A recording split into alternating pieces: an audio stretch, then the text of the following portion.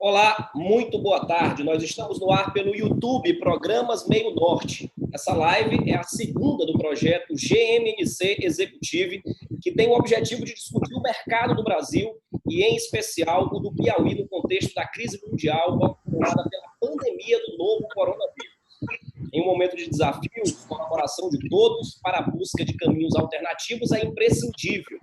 E a gente, através deste canal, tenta buscar uma discussão ampla sobre soluções possíveis para empresas que trabalham para continuar vivas durante e pós a crise, bem como informar-se sobre ações do poder público para minimizar os efeitos catastróficos do vírus. Eu sou Urias Moura, serei o mediador deste bate-papo, que nessa edição tem como convidados o governador Wellington Dias, o empresário Leonardo Sá Cavalcante, que representa o grupo Sá Cavalcante, e também o Shopping Rio Cuti, o empresário Andrade Júnior, do Centro Industrial do Piauí e construtora Andrade Júnior, e o diretor-geral do Hospital São Marcos, Joaquim Almeida.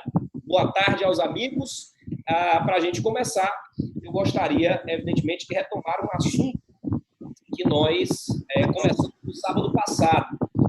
No nosso bate-papo do sábado passado, nós tivemos aí uma temática que parecia que ia se esgotar essa semana, que ia se esvaziar, porém, ela gerou ainda mais debates acalorados, que foi a questão do lockdown, do fechamento das atividades comerciais por completo. Realmente necessário nesse momento. A prefeitura divulgou que apenas 50% das pessoas têm seguido essa orientação, e isso é uma preocupação. Tem feito também ações de publicidade muito fortes. Algumas peças produzidas recentemente por uma das agências que atendem a Prefeitura de Teresina, a DV6, faz uma montagem de uma urna funerária, de um caixão e um sofá, fazendo assim com que as pessoas possam refletir sobre o perigo de não ficar em casa. E a gente começa ouvindo o nosso empresário Leonardo Sá Cavalcante. Qual é a sua opinião? A saída nesse momento para o Brasil é o meio termo ou, na verdade, é nós, de fato, fazermos a quarentena por completo? Boa tarde, Leonardo. A primeira fala é sua. Boa tarde, Elias. Obrigado aí pelo convite. Queria agradecer a Meio Norte. Queria agradecer ao governador Wellington, ao Joaquim e ao Andrade Júnior também, por estar engrandecendo esse painel. Bom, eu não sou médico, né? Nós somos empresários e na nossa empresa, no Grupo Sá Cavalcante, o que nós acreditamos é que nós temos que seguir o que as autoridades de saúde e as nossas autoridades estão pedindo aí e fazendo campanhas, enfim. Então, na nossa empresa, nós estamos praticamente toda a força de trabalho em casa.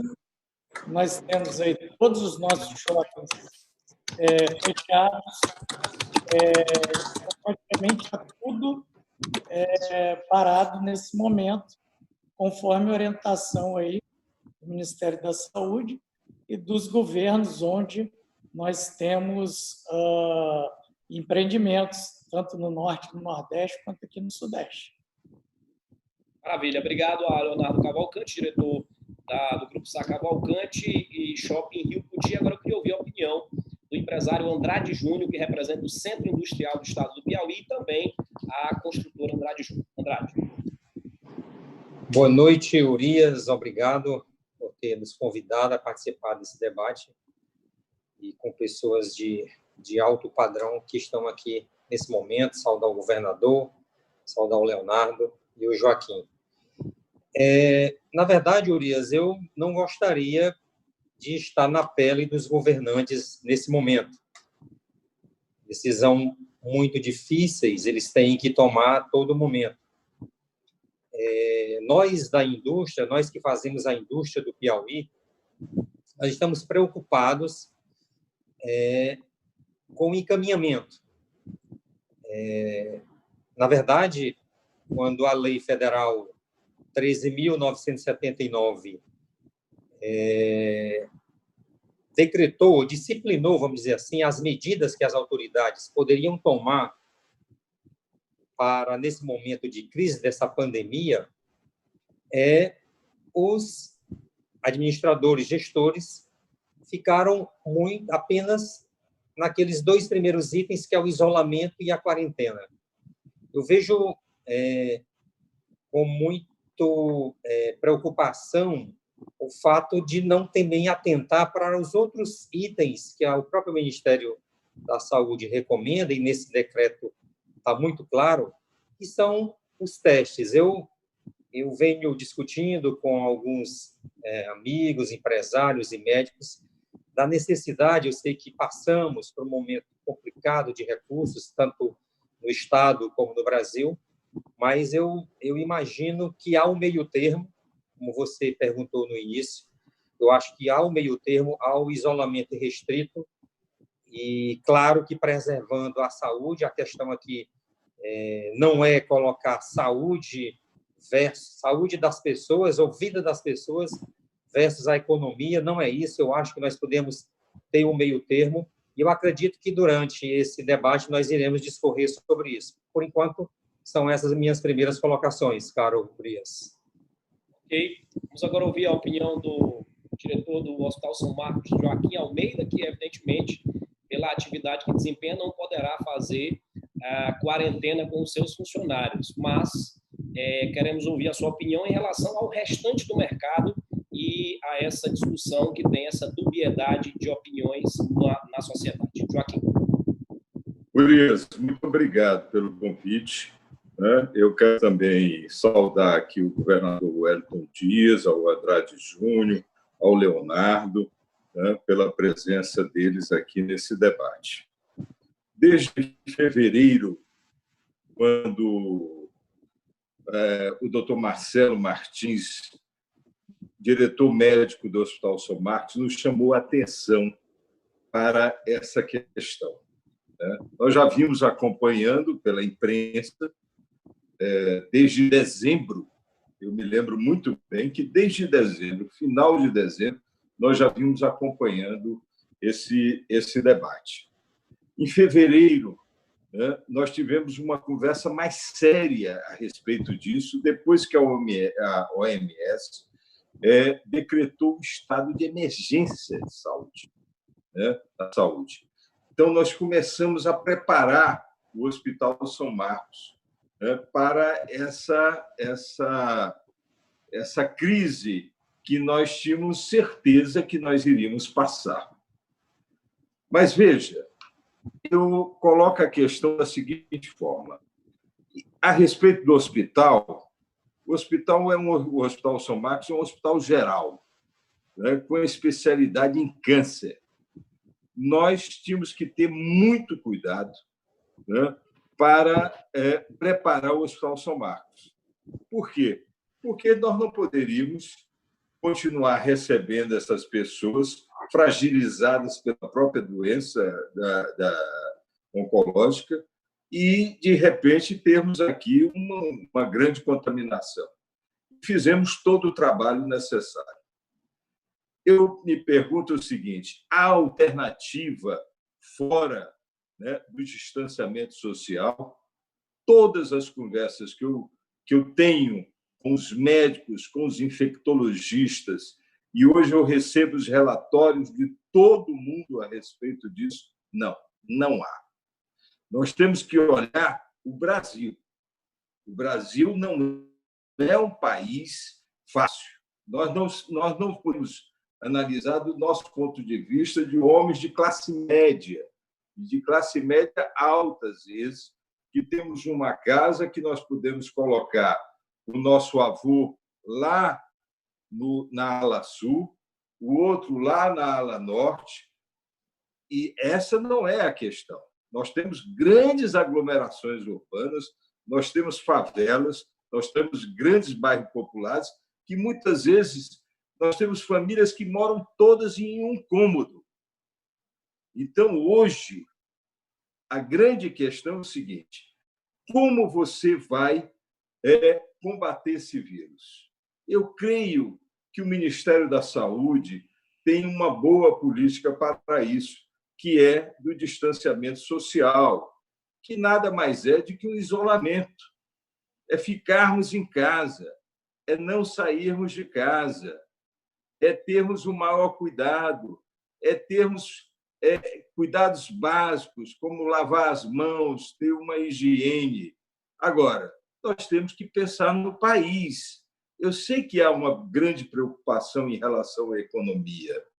Agora, a primeira coisa que nós devemos fazer é cuidar das pessoas, porque as pessoas precisam viver. Esse é que é o grande problema. Como é que você... Se as pessoas morrerem, não há economia. Não é?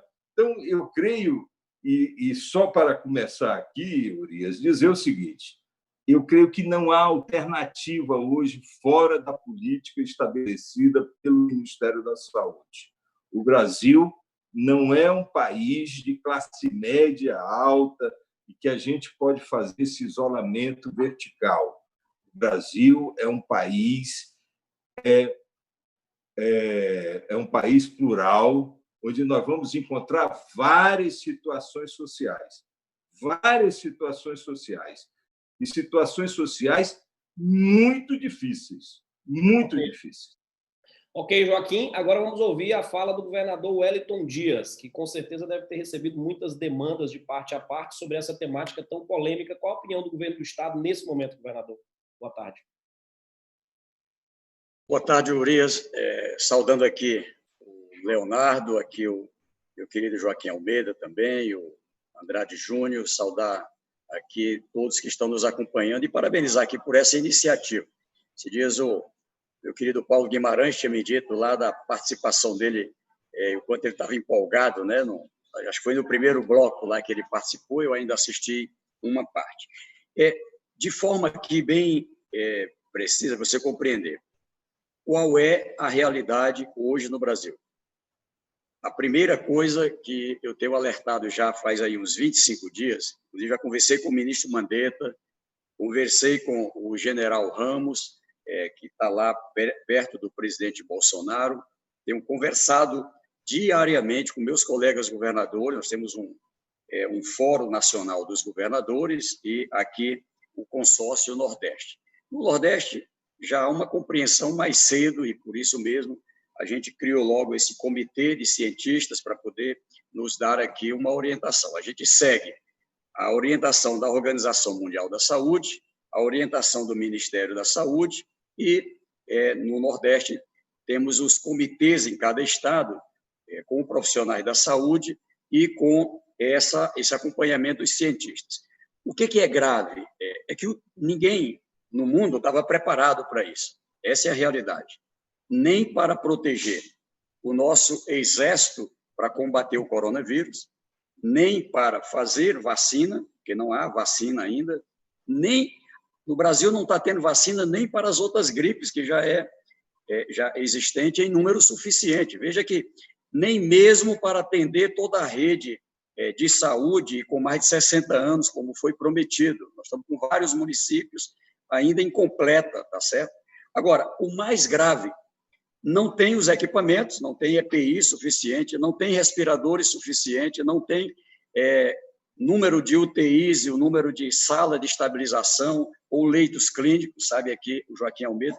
E eu quero aqui, inclusive, Joaquim, agradecer aqui de público, não é, a atitude do São Marcos aqui de entrar, não é, de forma muito efetiva, colaborando aí para este momento. Quero agradecer em nome dos profissionais de São Marcos, em seu nome, a todos os profissionais de saúde, de segurança, da vigilância, enfim, pela importância, e de comunicação também aqui através do Urias. Mas, Urias, só me permitindo, qual é o grave mesmo, a parte mais grave que eu estou alertando? É exame.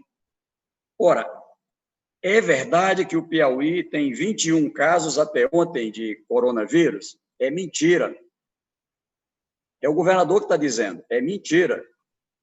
Nós, na verdade, só estamos testando os casos graves, os casos que entram, e a partir dele o mapa. Até agora eu só fiz 800 exames no Piauí, porque foi o que eu consegui. Ontem, Olha, veja só, eu estou aqui há mais ou menos 30 dias tentando comprar. Aí o Ministério diz, não, nós já encomendamos, vamos comprar. Vamos comprar 15 milhões. Me animou. Comprar 15 milhões de testes, maravilha, para exame. E não comprou. Tomei a decisão 25 dias atrás de comprar. Enganchou 10 mil exames lá nos Estados Unidos. Esse que foi preso agora, está lá 10 mil exames para o Piauí. Mas conseguimos, através da embaixada, chegasse aqui 10 mil exames, o Ministério mandou mais 7.200, chegaram ontem, quarta-feira vou receber mais 10, de um total de 110 mil, 120 mil que o Estado comprou, mais 7.200 que o Ministério mandou. Por que eu estou dizendo isso? Porque, em tese, os países que fizeram os exames em massa, fizeram o teste para todas as pessoas, a Coreia e outros países, para cada uma morte comprovada de coronavírus, nós temos entre 500 e 1.000 casos de contaminação. Por essa lógica, se a gente trabalhar, o Brasil, o dado que estava aí até meio-dia era de 365 mortes no Brasil. Eu digo que é mais do que isso. Por quê? Porque nós não estamos nem testando quem morre por outras razões e não são testados. Eu tomei uma decisão de qualquer pessoa que morreu no Piauí e morreu com problema respiratório, com algum sintoma, fazer o exame. De 27 casos que nós fizemos, descobrimos 2 com coronavírus. De 27 casos, 2 morreram de H1N1 e 1 de influenza. Então, poderia ter sido enterrado, constava lá que foi por outra razão, se a gente não tivesse feito. Então, se isso está acontecendo no Piauí, deve estar acontecendo em outros lugares do Brasil. Mas vamos tomar como base 365 casos. Se for 1 por 1.000, significa que tem 365 mil pessoas no Brasil contaminadas. Tá certo? Se trabalhar 1 para 500, são 182.500 contaminados com coronavírus, para a gente ter uma noção. Então, por essa razão, é que eu digo a você, o isolamento social, ela tem uma lógica que, com certeza, não ninguém tem prazer. Eu que passei a vida toda estimulando mais negócios, mais empreendimentos, me dói o coração ter que tomar medidas como essa, no momento que a gente estava começando a decolar, enfim. Bom, qual é o fato concreto? Se não fizer o isolamento, como fizemos, nós estamos hoje aqui até para saber, Urias, você, o Joaquim, o Leonardo e o Andrade Júnior, numa parceria com as empresas aéreas, o Piauí recebeu um equipamento que faz o que eles chamam de geolocalização, através de satélites, enfim. Então, foi com base nisso que vi que estava tendo movimentação na região do Liceu, na região do Mafuá, lá em Parnaíba, não é? Ou seja, e com base nisso a gente bota as equipes em campo para atuar. A estimativa é de que ontem a gente fechou uma adesão boa, uma adesão de mais ou menos 70% da população, 30%, que é mais ou menos as pessoas que estão nas atividades que nós consideramos essenciais, supermercados, farmácias, bancos, etc., etc. Bom, o que eu quero dizer com essas palavras é que nós estamos trabalhando às cegas. Nós não sabemos quem é mesmo que está na nossa proximidade que está com o coronavírus. Então, quanto menos movimento tiver, melhor para evitar transmissão, protegendo principalmente os com mais de 60 anos que têm alguma morbidade. Então, ela tem essa lógica. O que nós vamos fazer? Avaliando a cada momento. Por quê? Porque a nossa rede hospitalar, pública, privada e filantrópica, município, estado e o governo federal, no primeiro momento, eu vou poder contar agora, porque já passou, nós só tínhamos 30 leitos de UTI disponível. Por isso que adotei a medida de cancelar cirurgias eletivas, ou seja, as pessoas que estão marcadas para fazer uma cirurgia e que podia ser adiado, nós suspendemos para poder abrir vaga de mais UTI. E estamos numa operação aí para ver se a gente chega a 450 leitos disponíveis. Ontem a gente estava com mais ou menos Rede pública privada, 200, incluindo as salas de estabilização, 19 ocupadas com coronavírus e 7 ocupadas com H1N1, influenza, enfim, outros vírus. Então, o que eu quero aqui, nessa minha participação, é que todos compreendam, ou a gente faz isso, ou morre muito mais gente. Vai morrer? Vai, tá certo? É duro dizer isso. Ou pessoas vão morrer. Agora, vão morrer menos se a gente tiver a responsabilidade de cumprir cada um a sua parte, tá certo? Por isso que tem que proteger, primeiro, os profissionais de saúde. Se morrer um intensivista, Joaquim sabe a dificuldade de achar um intensivista, gente para trabalhar em UTI. Se eu tiver um profissional, não precisa morrer, se ele pegar coronavírus, eu já tenho que tirar ele de atividade. Então, isso é uma quantidade grande de paciente que fica sem o atendimento. Então, com essas palavras, assim, a gente trabalhou aqui as áreas que são essenciais, áreas que podem trabalhar a céu aberto, é o caso da construção civil, eu advogo a tese dos cientistas, que é uma área que trabalha a céu aberto, é possível ter equipamentos de proteção, é possível, com isso, ter atividade, elas ficam mais isoladas. Bacana. Aqui a gente tem nesse webinar uma diversidade de segmentos. A gente vai fazer um giro aí em cada um deles para a gente fazer essa análise de forma aprofundada, para saber um pouco de como eles estão tocando suas gestões e quais são as expectativas de curto prazo aí diante dessa crise. Vamos começar com o Leonardo. Vocês têm uma rede de vários shoppings espalhados pelo Brasil, acho que quase uma dezena aí, hoje todos fechados, pelo que você disse aí na abertura. Como é que vocês estão programando atravessar por esse tsunami aí em curto e médio prazo, Leonardo?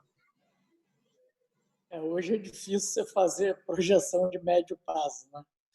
Mas só para te dar um pouco de dado aí do setor de shopping centers no Brasil, hoje nós temos 577 shoppings no Brasil, todos fechados, são 105 mil lojas e mais de 3 milhões de empregos que esses shoppings geram, e eu vou te dizer aí que deve ter menos de 3 ou 4% dessas lojas abertas, que são supermercados, farmácias, algumas clínicas que tem nos shoppings, enfim. Aí em Teresina, no Shopping Rio Poti, nós tivemos um início de ano muito bom, estávamos com um crescimento nas vendas de lojistas fantástico, estava crescendo mais de 40%, para você ter ideia, em relação ao mesmo período do ano anterior. Estava sendo realmente um ano muito bom para o shopping e para os nossos shoppings em geral. Nós estamos aí mudando a maneira de trabalhar, né? Todo mundo se adaptando aí a essa nova realidade. Os nossos shoppings, nós implantamos um serviço de delivery em vários deles, que dá para funcionar. Até drive-thru, estamos fazendo parceria com secretarias de saúde de vários estados. Tivemos drive-thru de vacinação, tivemos no Espírito Santo, nós tivemos drive-thru de testes de coronavírus, começou na semana passada.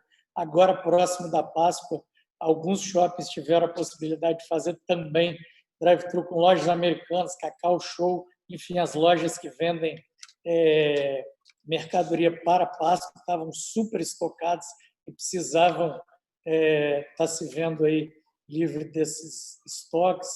Enfim, estamos fazendo muita coisa. Uma primeira prioridade nossa foi tentar, de qualquer maneira, segurar os empregos.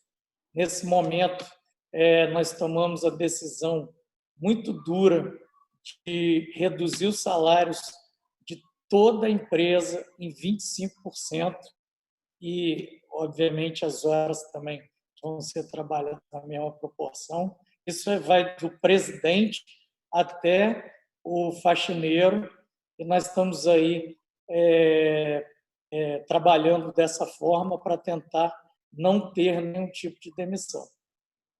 Okay. Então, estamos aí fazendo várias ações para tentar nos adaptar a esse momento e tentar sair da crise melhor do que começamos. Melhor não, menos machucados.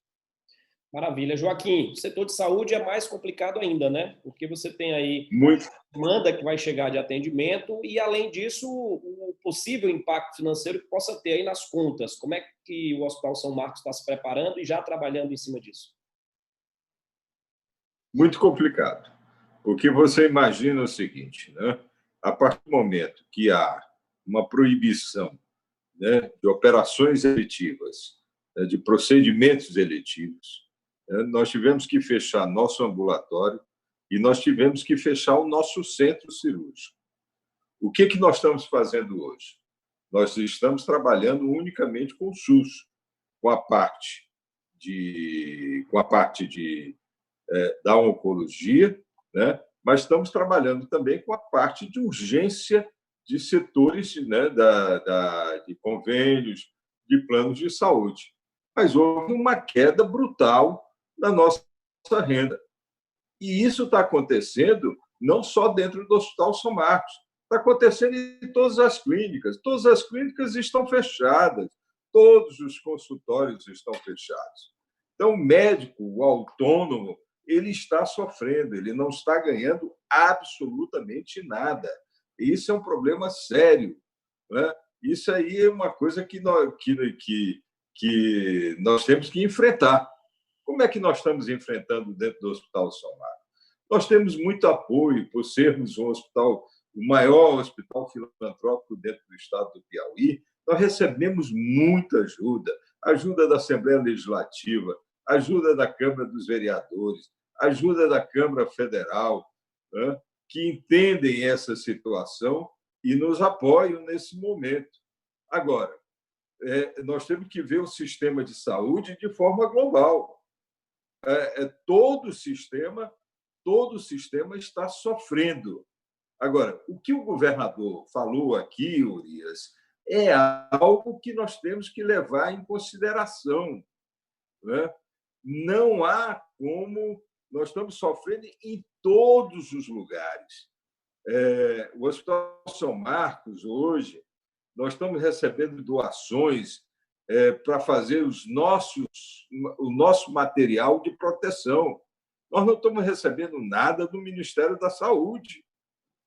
Todo o nosso material de proteção está sendo confeccionado dentro do Hospital São Marcos, né? Através de empresas que estão nos apoiando.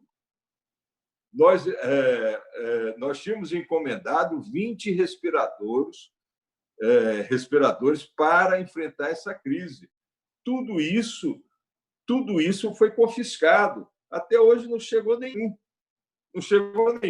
E nós estamos vendo hoje o próprio ministro anunciando que essas compras não estão dando certo na China.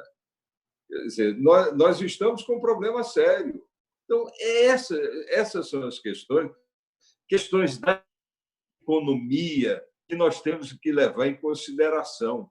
Mas cabe ao Estado, nesse momento, né, cuidar das empresas e cuidar das pessoas. O mais importante nesse momento, Urias, são as pessoas. As pessoas precisam ser cuidadas e as pessoas precisam levar em consideração algo que tem que ficar em casa.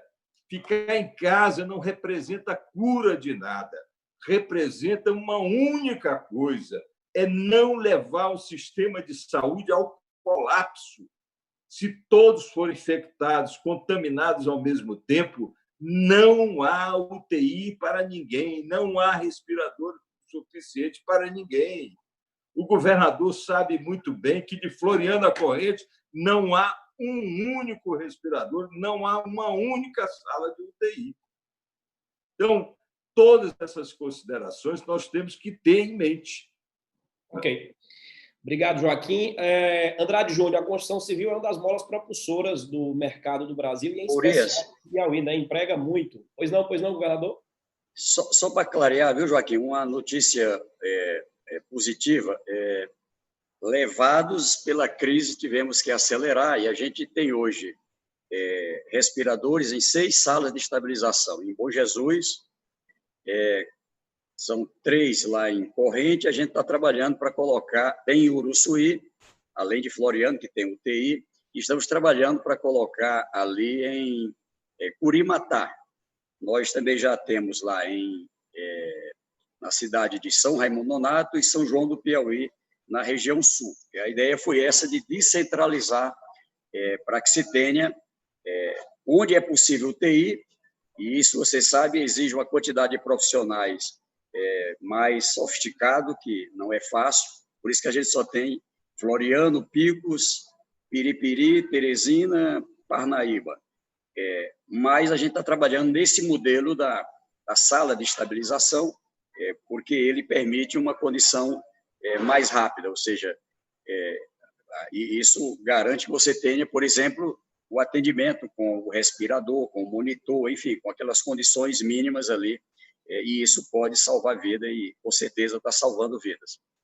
Ok, obrigado pela complementação, governador. Voltando à construção civil, Andrade, é uma das molas propulsoras aí da economia, em especial no Piauí, emprega muito, né? Como é que está hoje a movimentação desse setor? Quantos por cento dele funciona? Está parado? Quais são as projeções futuras? Urias, para falar da construção civil, quero falar um pouquinho antes da indústria piauiense. O governador sabe bem, ela representa 12% do PIB do Piauí. Isso dá na ordem de 5 bilhões ao ano. Desse valor total, metade a construção civil representa. Toda a indústria piauiense emprega 52 mil trabalhadores.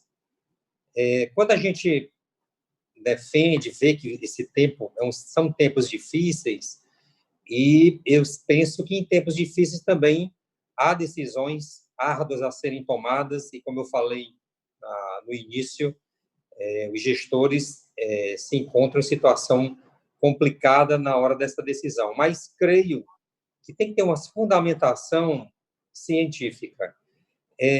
Nós estamos, Urias, propondo, porque a construção civil ela está paralisada, e a indústria toda está paralisada no município de Teresina, através de um decreto municipal. E nós estamos propondo ao prefeito, sempre nesse cuidado de preservar a vida, de preservar os trabalhadores, dando algumas propostas para que a indústria volte a funcionar, sempre mantendo aquela questão do distanciamento entre pessoas. Então, a gente está propondo, Urias, bem basicamente, até para entender que é possível isso. O Joaquim falou há pouco da questão das moradias, muitas vezes indignas, que nosso povo tem pelo Brasil afora, e aqui do Piauí não é diferente. A gente acha que lá no chão de fábrica, na indústria, ou nos canteiros de obra, eles podem ter uma condição até de treinamento. A gente vê que o nosso povo, o Japão, conseguiu estar passando por essa crise dessa doença, do Covid-19, de maneira muito exitosa por causa da disciplina do povo, principalmente o povo asiático. E eu acredito que nós podemos dar um pouco dessa disciplina dentro das empresas. Afastá-los totalmente das empresas sim um perigo de lá no bairro onde ele mora ter outras interações que podem provocar também uma transmissão de maior grau. Nós estamos propondo, a indústria, nós tivemos uma reunião com os industriais, uma reunião nesse tipo, uma reunião virtual, em que a gente elencou, eu gostaria de falar rapidinho, que eu acho que dá um pouco de entendimento para as pessoas não achar que a gente quer, de qualquer maneira, voltar ao trabalho. Então, a gente quer voltar propondo uma redução da mão de obra de 50%. Desse 50% que não estaria trabalhando, estariam aquelas pessoas do grupo de risco, que todos já conhecem, acima de 60 anos, que têm a comorbidade, doenças de coração, pulmonares e etc. Uma redução do expediente de trabalho, ao invés de 8 horas, um expediente único de 6 horas. Garantir uma distância mínima, Urias, de 2 metros entre trabalhadores, determinar o uso de todos os EPIs para que não haja essa transmissão e disseminação desse vírus, aplicação de treinamentos semanais dentro da indústria com os trabalhadores e dar total acesso aos órgãos fiscalizadores para que verifique a aplicação dessas medidas dentro do chão de fábrica e dentro dos canteiros de obra. A gente imagina ser possível, quando eu falei no início, uma maneira intermediária, teria o isolamento, sim, alguns chamam de isolamento vertical, isolar o grupo de risco, mas eu digo que é possível, sim, que nós, iniciativa privada e governos, por exemplo, um questionamento quando se tem uma ideia de voltar uma indústria, mesmo com 50% do seu efetivo ao trabalho, se pensa na locomoção. Como vai ser essa locomoção das pessoas dentro dos transportes públicos? Acredito que tem que ter, sim, um envolvimento, no caso aqui, dos municípios, que trata do transporte público municipal, em cada município ter brigadas de desinfecção dos ônibus a cada parada. Todos nós temos que nos doar agora. Você está vendo que nós estamos... A proposta de redução aí não é para pensar em lucro, com certeza você produzindo com 50% do seu efetivo, você não vai produzir, você tem um custo fixo aí já consolidado. Na verdade, a ideia é manter a empresa viva e dar condições, gente, a esses trabalhadores. Na verdade, se permanecer a indefinido, como está o decreto, de que nós não temos um tempo da volta, inclusive o decreto do governo federal diz que qualquer medida de isolamento ou de quarentena, há que ter um estudo científico para dizer o tempo dessa parada para que as pessoas, os empresários, as diversas instituições se planejem. Se você sabe quando começa e quando termina, tudo fica muito mais claro para você tomar uma decisão. Era isso que a gente queria falar nesse momento, Luiz. Ok, Andrade, já vamos fazer nessa etapa a fala do governador, aproveitando já o gancho da sua fala. Governador, nessa fala do Andrade, é possível fazer essa adequação nesse momento? Andrade, deixa eu colocar aqui para você o ponto principal. O ponto principal é saúde. O que a gente está trabalhando?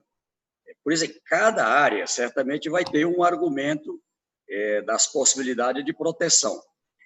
O que nós estamos querendo mesmo é ter aí mais ou menos 2/3 da população, no mínimo, sem estar em movimentações, não é, na linha da normalidade. O ideal era estar 100%. Infelizmente, se parar 100%, pessoas vão morrer de fome, vão morrer por outras razões. Então, por isso que não para 100%. Agora, aquilo que o Joaquim Almeida colocou, nós temos um limite na nossa capacidade de atendimento. Qual é toda a operação que nós estamos trabalhando? Aí eu tenho que confiar aqui nos profissionais da área, não é, que nos apresentam a medição. O que está previsto? O Piauí, nós estamos mais ou menos 30 dias atrás de São Paulo. Ou seja, São Paulo começou primeiro. Então, nós vamos ter um crescimento. São Paulo não vai acreditar que aquele número de mortes, aquele número de pessoas com comprovação de coronavírus lá é verdadeiro. Não é verdadeiro. Lá deve ter um número muito maior de pessoas com coronavírus. Qual é o grave? O grave é o assintomático. A grande parte, mais ou menos a metade, pelo que está sendo hoje comprovado, onde se fez exames em massa, tá certo? O que se coloca? Você tem pessoas que pegam coronavírus, é uma pena o presidente, às vezes, colocar de uma forma diferente, mas, na verdade, é uma gripe.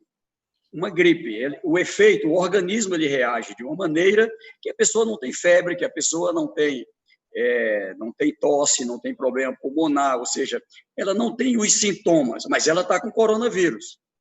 Então, e nós não sabemos onde é que estão essas pessoas exatamente. Quer dizer, por isso que eu defendo, o Brasil tem que fazer. Se não é possível o Brasil fazer 210 milhões de exames, mas é possível fazer algo em torno de 25 milhões de exames, para que a gente tenha uma noção das pessoas que estão nas atividades essenciais, tá certo? Qual é a realidade dessas pessoas. A outra a pessoa tem sintomas leves. Às vezes ele tem ali uma leve tosse, tem uma leve febre, e ele toma ali um analgésico, toma um remédio ali para febre, enfim. Consequência disso, ele não entra na nossa rede, tá certo? E se entrasse, nós teríamos dificuldade de fazer o exame. Agora, a partir de ontem, a gente já passou a ter uma condição melhor. Você vai ver que vai crescer o número de casos no Piauí. Não vai crescer porque apareceu hoje e ontem. Vai crescer porque nós vamos aumentar o número de exames. Essa é a realidade. Então, o que eu estou aqui dizendo para você é que o objetivo, ele é, em primeiro lugar, que apenas uma parte pequena, quanto menor, melhor, da população esteja nesse movimento. Eu agora estou apelando para a Semana Santa a gente não ter as atividades que são normais, as viagens, enfim, exatamente para poder reduzir risco. Porque qual é a lógica?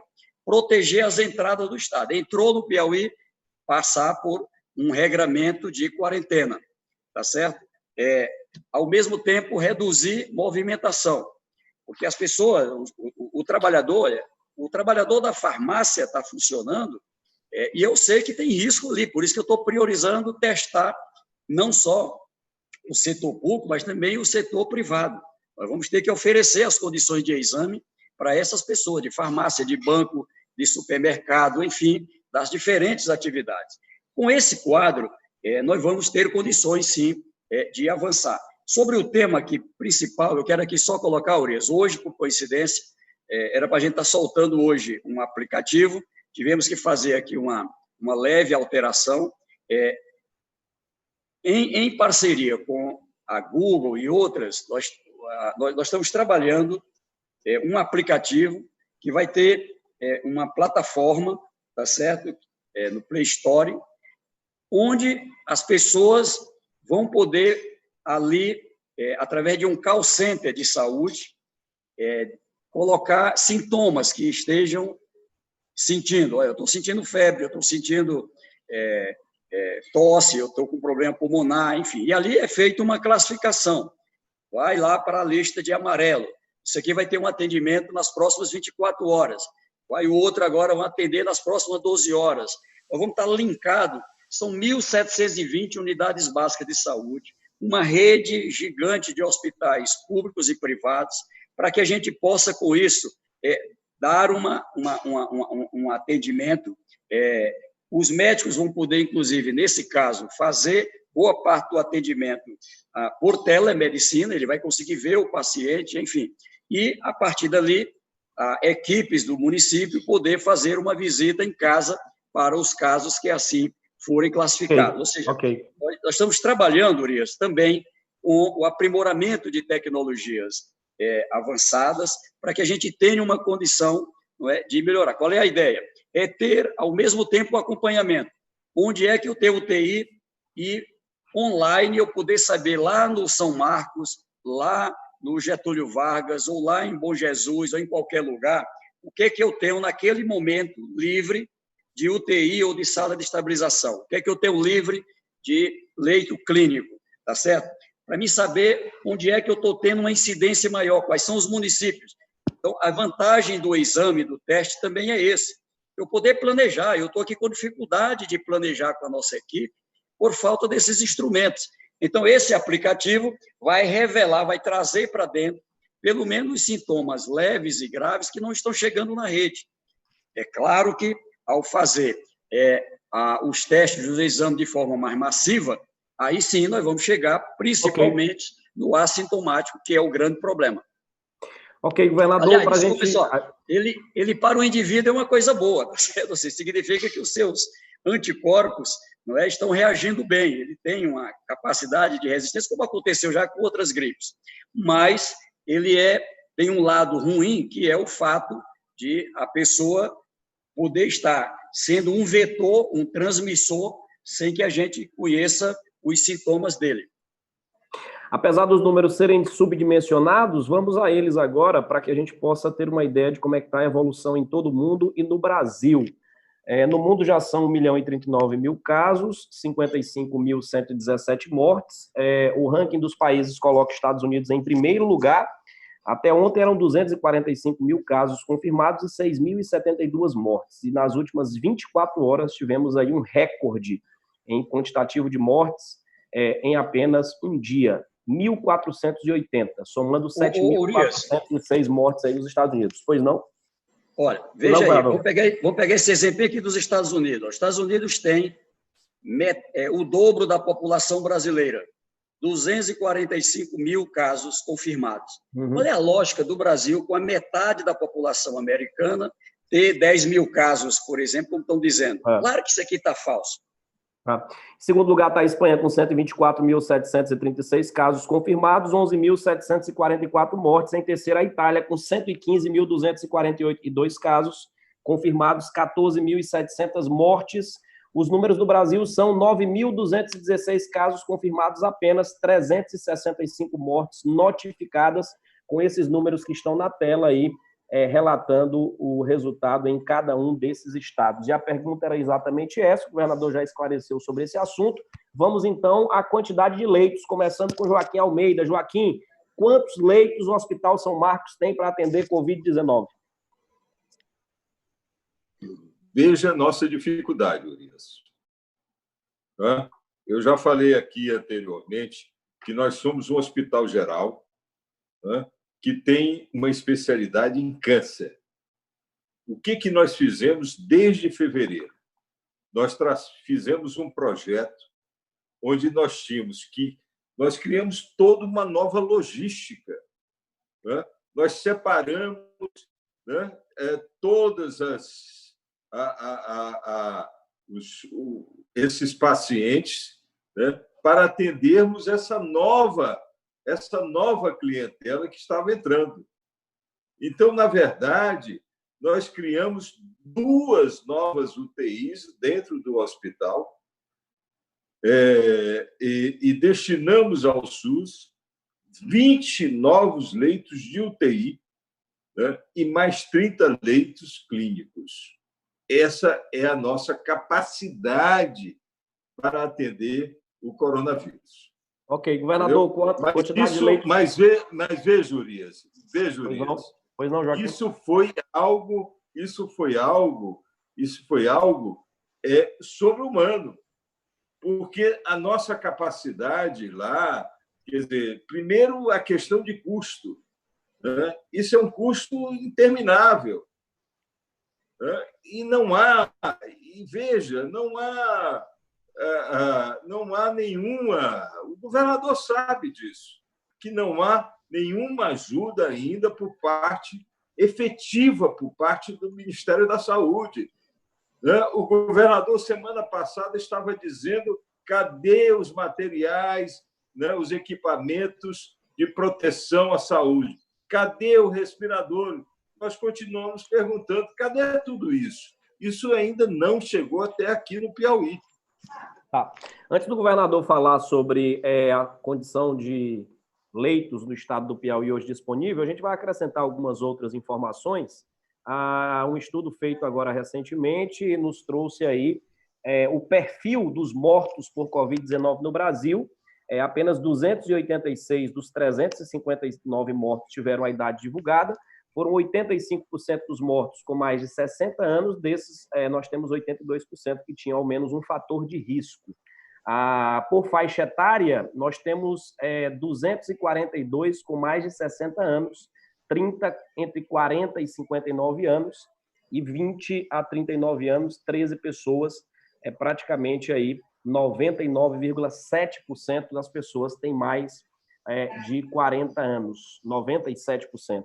E as doenças, as comorbidades que acometiam cada uma dessas pessoas eram cardiopatia 642, diabetes 114, pneumopatia 45, doenças neurológicas 30, e por aí vão as outras características, demonstrando aí que, de fato, essa comorbidade acaba gerando aí a possibilidade desse grupo de risco realmente estar muito mais nas estatísticas. E para a gente encerrar esse giro que nós demos aí nos números, os números do Piauí, apesar de serem números que, segundo o governador, estão, evidentemente, subdimensionados, foram atualizados hoje, dia 4 de abril de 2020, às 17 horas, com 24 casos confirmados, 587 descartados, 293 suspeitos e 4 óbitos. Governador, o que o Estado tem de capacidade de atendimento de casos da Covid-19? Então, veja, a nossa rede, ela tem hoje um acompanhamento diário. Nós estamos ampliando a cada momento. Então, o dado, como eu passei aí no começo, são de 210 leitos, que é o que estava disponível entre UTIs, salas de estabilização, setor público, setor privado, município, estado, governo federal. O que nós estamos trabalhando é para chegar a mais ou menos 300, nós estamos investindo aqui no Verdão, o prefeito Firmino está investindo aqui em outra área, estamos ampliando o leito de UTI em Pico, estamos ampliando em outras localidades, em Floriano, estamos ampliando ali agora na região de São Raimundo Nonato, ou seja, e aqui em Teresina, no Getúlio Vargas, estamos tratando também com outras unidades. Por quê?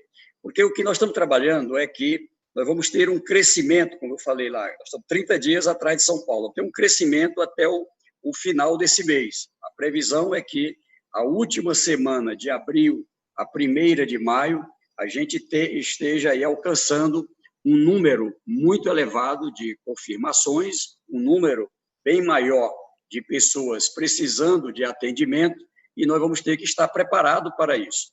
Quanto maior for o número de pessoas cumprindo as regras de ficar em casa, de higiene, etc., há necessidade de garantir. Até pegando lá atrás, Andrade, da sua colocação, faltou tudo, faltou desde a máscara, por isso nós estamos autorizando a máscara caseira, faltou álcool gel, por isso que eu estou discutindo com o prefeito Firmino a importância de uma empresa como a Ambev fazer a produção em maior quantidade do álcool gel aqui mesmo no estado. Nós estamos tendo que trazer de outros lugares, por conta da escassez que nós temos do álcool gel.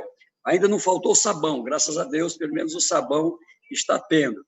Então, o que eu quero aqui que compreenda todo o objetivo se eu tenho nesse instante 19 leitos já ocupados, quantos eu vou precisar com o coronavírus? Quantos eu vou precisar daqui a uma semana, daqui a 15 dias, daqui a 30 dias? É mais ou menos esse exercício. O que a gente tem de referência? O que a gente tem de referência é o que outros países fizeram. Por que os Estados Unidos têm um número maior de confirmações que o Brasil, inclusive na proporção? Porque eles testaram bem mais. O presidente Trump pegou 28 cargueiros, mandou lá na China fazer uma feira lá. Compra tudo que tiver aí, de exame, de teste. Então, outros países fizeram isso. O Brasil tem que fazer isso. Tem que ir atrás de EPI, tem que ir atrás, isso que o Joaquim falava, de respirador. A gente fez uma compra de respiradores. A forma como o Porto de Santos está tratando é a mesma de uma carga de peças que está chegando ali. Ou seja, você não tem uma lógica, não é, da operação de guerra, como o Congresso Nacional chamou o próprio orçamento. Então, nós temos que trabalhar numa situação de guerra mesmo. O inimigo é o coronavírus, então é todo mundo junto nessa direção. A economia, ela vai ter um baque pesado? Vai, sim, vai perder todo mundo. Vai perder o setor público, o setor privado, e nós vamos ter que, novamente, aí ter uma operação de guerra, de investimento para poder só erguer. Agora, quanto mais a gente garantir esses cuidados, o que a gente está fazendo, Andrade, Leonardo e Urias, eu sei que o Joaquim sabe disso, é diluir mais espaçadamente o número de pessoas com coronavírus, porque tem uma parte destes que complica pelas razões que você viu aí, coração, pulmão, rim, são casos principais, e não tem jeito, a gente vai ter que trabalhar para que seja um número dentro da nossa capacidade. Precisou de UTI, o cara pode até morrer, mas ele teve a condição de uma equipe para cuidar dele. E estamos salvando vidas, sim. Nós já temos vários casos que estão curados de coronavírus no Piauí, graças à força de trabalho, graças à capacidade. A gente fala das mortes, tá certo? Era nos choca, mas tem um lado positivo também. As pessoas estão sendo tratadas, estão sendo curadas. Mas se perder essa capacidade, vai acontecer o que aconteceu com a Itália, com o Equador, enfim, chega lá Deus me livre, lá no São Marcos, chega a 100 casos e só tem 29 leitos de UTI. E aí, como é que vai ser? Então, é isso aqui que a gente quer evitar. Então, é por isso que eu aproveito aqui o seu programa para a gente levar muito a sério. Dói, mas vale a pena fazer isso para que a gente perca menos vidas e, ao mesmo tempo, está demonstrado que, do ponto de vista econômico, inclusive, fazer esse regramento é a forma da gente encurtar o tempo de saída com menos sequela. A gente vai falar sobre economia agora, a nossa temática é soluções de gestão durante essa crise, e a gente vai trazer alguns dados aí, já divulgados ao longo desses dias. O Bank of America, o BOFA, divulgou agora que vai acontecer contração do PIB em 3,5% em 2020. Eles também divulgaram uma preocupação especial com o Brasil devido à sensibilidade à retração do mercado de commodities. A previsão do PIB global de 2020, que era de 0,3% de crescimento, está agora para 2,7% de queda. Esses são os números. Já a gente vai falar sobre as medidas do governo também, mas falando sobre a economia, Leonardo, dentro das discussões que têm sido feitas no mercado de shoppings, de que forma o mercado se prepara para daqui a 3 meses, quando de fato a gente torce para que isso esteja começando a voltar ao normal? Bom, Urias, nós estamos aí discutindo aí com toda a equipe na empresa, nós criamos um comitê de crise, estamos discutindo com a nossa associação, que é a Abrace, né, Associação de Shoppings do Brasil, e com parceiros também, achando que a hora é de dar as mãos, né, todo mundo pensando num objetivo único, que no nosso setor, especificamente, quando vai ser essa retomada, que nós achamos que ela vai ser gradual, obviamente, como nós estamos vendo aí, que aconteceu na Ásia.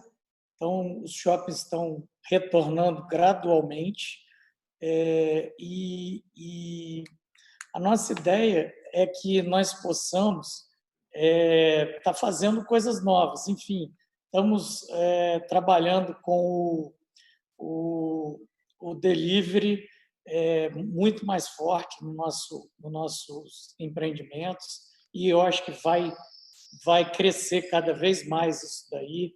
Estamos trabalhando também um marketplace digital, tentando colocar o máximo de lojistas dentro desse marketplace digital. Aí no Piauí nós estamos começando no Shopping Rio Poti com umas lives diárias com lojistas, que vai começar a partir de segunda-feira, e esses lojistas vão poder mostrar o que eles têm nas suas lojas de diferenciais e poder trabalhar e tentar, assim, estar também fazendo algumas vendas diferenciadas. Enfim, fazer coisas diferentes para esses momentos que estão acontecendo aí. É isso. Com essa previsão de queda do crescimento mundial e da depressão econômica que se avizinha, Andrade, qual é a perspectiva do mercado de indústria e construção civil? Há previsão de demissão? Pois é, Urias, pergunta interessante. Na CNI, na Confederação Nacional das Indústrias, eles medem 2 índices interessantes para a gente acompanhar o que o industrial imagina. Existe o índice de expectativa e o índice de confiança do industrial brasileiro. Esses 2 índices, Urias, estavam em plena curva de crescimento antes do coronavírus, dessa crise que está abalando a todos nós. O que a gente imagina, e trazendo, particularizando aqui para o nosso estado, as nossas indústrias, elas são, você viu, aqui a gente emprega em torno de mais de 50 mil trabalhadores, elas são, na sua grande maioria, indústrias pequenas e médias. A realidade é preocupante. Quando a gente pensa em empresa pequena, a gente pensa logo, a gente tem que imaginar que o cenário dela, o cenário temporal dela, ele é muito curto. Nesse momento, eu, como